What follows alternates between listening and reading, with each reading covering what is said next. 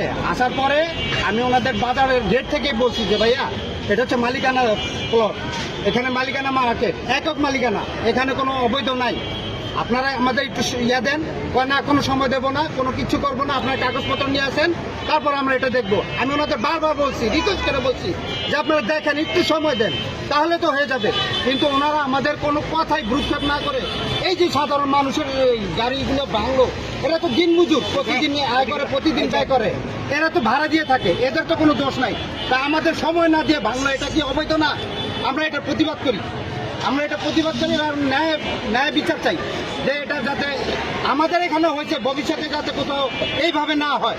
কারণ ফুটপাত যেখানে আছে, যেখানে অবৈধভাবে আছে সেখানে তারা করো, কিন্তু যেখানে অবৈধভাবে নাই, বৈধ আছে, কাগজপত্র আছে, সেখানে যদি তারা এইভাবে করে তাহলে এটা তো অন্যায়। সাধারণ মানুষ কোথায় যাবে? সাধারণ মানুষের নিরাপত্তা, তাদের আয় রোজগার চায়। এখন এই লোকগুলা এক সাধারণ লোক, অল্প কামাই করে তারা, তাহলে এটা তাদের বিরাট ক্ষতি হচ্ছে না?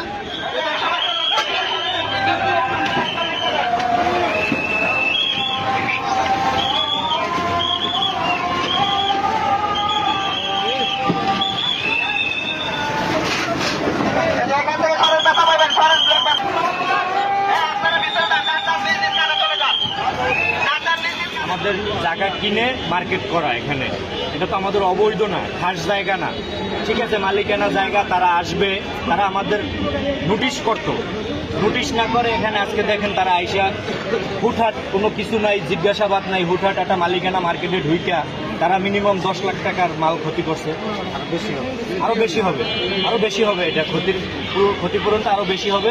হ্যাঁ, এটা আমরা তাদের দ্বারা এটা আশা করি নাই। আপনারা এটা নিয়ে পরে ম্যাজিস্ট্রেট যিনি ছিল তার কাছে বলেন নাই এই বিষয়ে? আমরা তার কাছে বলছি, সে কোনো কথাই শুনলো না, আমাদের কোনো দাবি শুনলো না। আমরা মালিক কর্তৃপক্ষ থেকে আমরা 3-4 জন লোক এখানে ছিলাম, মার্কেট কর্তৃপক্ষ, আমরা তাদেরকে সাময়িক বাধা দেওয়ার চেষ্টা করছি যে থামেন, আমাদের কাগজপাতি দেখেন, আমাদের কোনো নোটিশ নাই, কোনো কাগজপাতি দেখার সময় নাই, এটা মালিকানা প্লট, এটা জায়গা কিনা বাজার করা হয়েছে, এটা তো সরকারি জায়গা না, এটা মালিকানা জায়গা কিনা বাজার করছে, তাদের নিজস্ব জায়গায় রাস্তা করা। আমরা এটার প্রতিবাদ জানাই।